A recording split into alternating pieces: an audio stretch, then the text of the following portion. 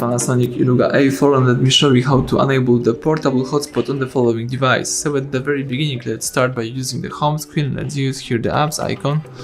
Then here let's find and select the settings. From the settings you need to find and select here more under wireless and networks and choose Tethering and portable hotspot.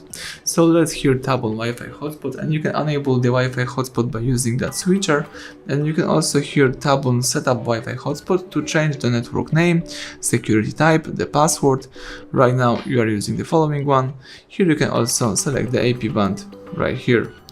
So you can also here reset OOB and change the maximum connections.